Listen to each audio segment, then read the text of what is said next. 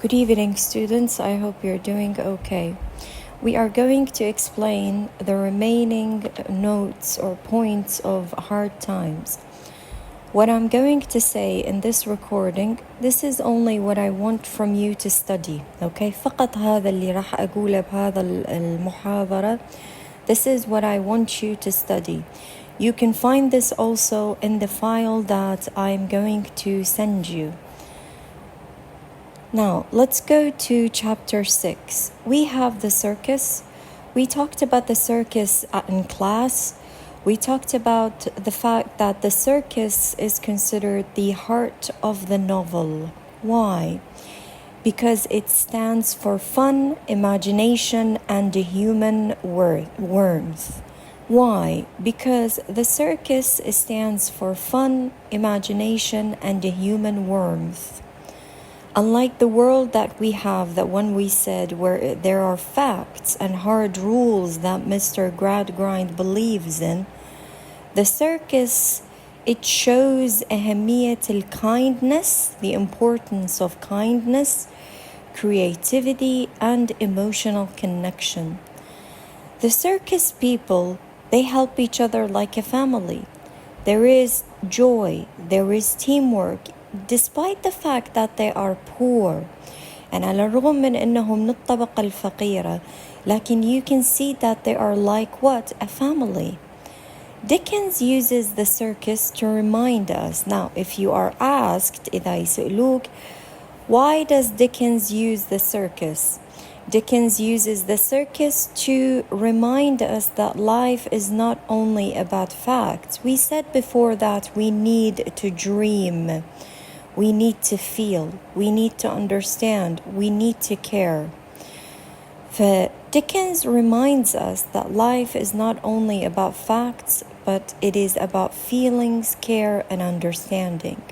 We have an important horse, or let's say a figure in the circus. It is called Pegasus. Pegasus is the name of the circus horse. It is the circus horse, okay? It comes from a famous flying horse in the Greek stories. What is the meaning of the name Pegasus? Pegasus means spring. It is a symbol of freedom, imagination, and dreams. By giving the horse this name, يعني احنا نسأل ليش Dickens gave this horse this name, spring, love, emotions, good feelings. Dickens wants us to see that the circus world is full of hope, creative spirit, okay? Now, the name suggests that imagination can lift people above their hard lives, just like Pegasus flies through the sky. Whenever we watch a movie, let's say, whenever we listen to a musical piece, whenever we feel touched by something, we start to have good feelings. We start to imagine ourselves being lifted or carried away into another world. Okay? And this is what Charles Dickens called for. Now, let's go to chapter 10. Again, فقط الملاحظات اللي موجودة بالفايل للرواية الثانية هذه المطلوبة من عندكم. أوكي؟ وهذا الفيديو توضيحا على الملاحظات الموجودة بالفايل. عندنا بشابتر 10 اللي هي توماس ستيفن بلاكبول اللي شرحناه بالقاعة والقصة مال الثورنز. In the book, there is this quote that describes Stephen Blackpool's life. It is said that every life has its roses and thorns. There seemed, however, to have been a misadventure or mistake in Stephen's case. In life, in your life, in our lives, we have roses, واللي هي stand for beauty, love, good emotions and good feelings, good luck, and all of that. Thorns, on the other hand, they represent bad luck, ill treatment, let's say, sadness, and all of that. Charles Dickens is saying that every single life has its thorns and its roses. However, with Stephen Blackpool's case, there is a mistake. How? Somebody else has become possessed of his roses, and he had become possessed of the same somebody else's thorns in addition to his own. Which means Stephen has lots of thorns in his life, but he has also taken the thorns of somebody else's life in his life. واللي هي هنا نقدر نعتبرها his wife. His wife's life was not good. She was a drunken person, always drinking, and Stephen was not okay or did not seem to be happy with that. In the Bible, the verse says they dressed Jesus in purple, and after twisting a crown of thorns, they put the crown on his head, on him. If you have seen old paintings of Jesus Christ, there is always this crown of thorns that they put on his head. دائما بالرسومات القديمة موجود عندنا على راس Jesus Christ a crown of thorns, تاج من الأشواك. The thorns are a symbol of pain, suffering, and mockery. The crown of thorns is one of the most powerful and symbolic moments in Jesus Christ's story. The crown was made by the Roman soldiers as what, as we said in class, a cruel and a mocking gesture. After Jesus was arrested and after he was put to death, condemned to death, the Roman soldiers, they mocked him. Since he had been called King of Jews, they made a crown. The crown was not of gold, but sharp, twisted thorns, and then they put the crown on his head. Again, as we said, they dressed him in purple, and they sarcastically bowed before him, saying, "Hail, hail, King of the Jews." They started to beat him, to spit on him, and beat him over the head, driving the thorns deeper into his head. هذه كلها كان يعتبر جزء of their brutal mockery. It was meant to humiliate Jesus before leading him to be crucified. بعد ما to be crucified, إنه يتصلب. Now, the crown of thorns is often seen as a symbol of suffering, sacrifice, and even the cruelty which was put on Jesus and Jesus had to endure. It also symbolizes the idea, a world that rejects and mocks true goodness and love. Because Jesus was good, Jesus was love, Jesus was hope, and all of that. Those people, they mocked and rejected him.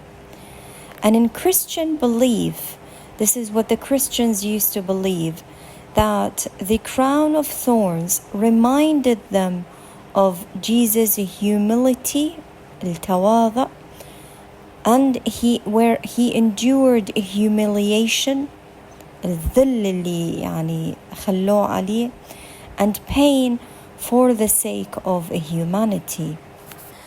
In hard times, Stephen Blackpool also has thorns in his life. The thorns here, they represent the bad luck, the hard choices, and the painful life that he had. Unlike others, Stephen Shbi, he never got the roses. واللي هي, again, we said they stand for happiness or good chances. Now, the question is, why does Dickens give us Stephen and the idea of the thorns?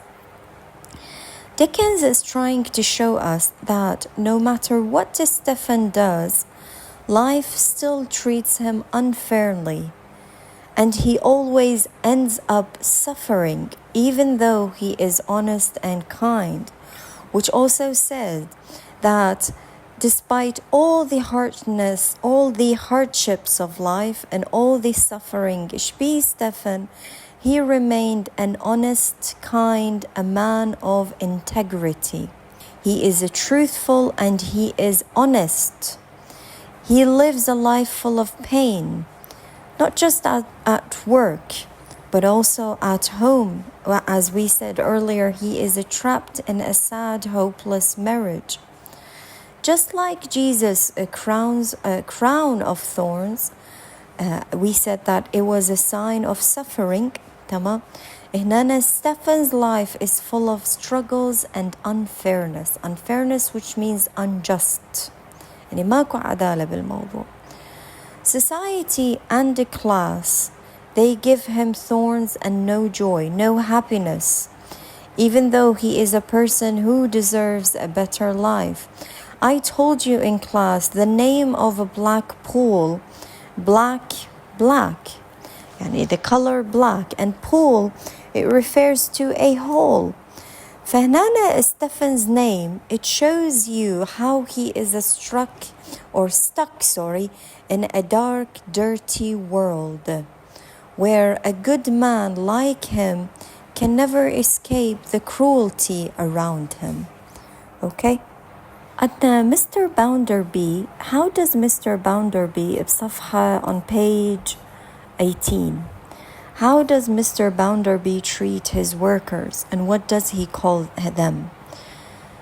Mr. Bounderby never showed any sympathy or care to his workers. He's not a sympathetic man. We explained that in class.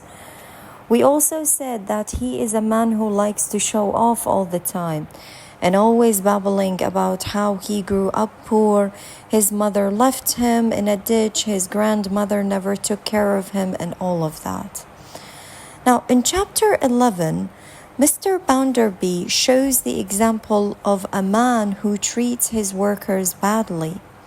He calls his workers the hands, which means he is treating them as machines, not human beings with thoughts, feelings, and needs.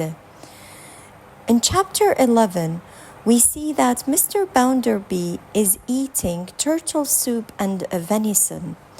Now, turtle soup, اللي هو turtle soup of turtles. In the old times, this was considered as a luxurious, expensive meal. يعتبر فد وجبة غالية. Okay?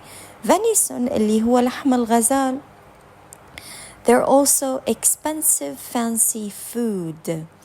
And when Mr. Bounderby was eating, he was eating with gold spoon. هذه كلها, this shows his wealth, his comfort, his money, which is different from the simple things that poor workers use. Poor people, they don't eat turtle soup and venison. They don't have that. They don't even have gold spoons. They have a steel or wood spoon. Now, عندنا on the same page definitions اللي هي التعاريف. Okay, you have 10 definitions, and on page 20 you have the symbols. Again, I told you before, in Wuthering Heights and Hard Times, both novels, they're full of symbols, especially Wuthering Heights, because this is the novel that we took and explained profoundly along the year. The characters, the places, the birds, the plants, everything inside the novel, it holds a meaning, okay? This is why we always like to analyze, because everything in the novel, it has its meaning. And I told you before, you are free to explain it however you want, because I am not like Mr. Thomas Gradgrind. I do not encourage or Mr. Michokum child. As we always, this is what we always do in class. I do not want the students to memorize. I want you to understand and then give the idea based on your understanding or your own expression, because memorization kills the mind. Facts, they kill the creativity and the mind of the students. Now, this is the end for what I want from you to study for the second novel. Please do study well. Do study everything the same way that we explained it in class along the year. The questions, you will see that they're entirely from what we explained, and they're not hard, but at the same time they're not simple. They want you to study well, and if you study well, you will answer them perfectly. Good luck.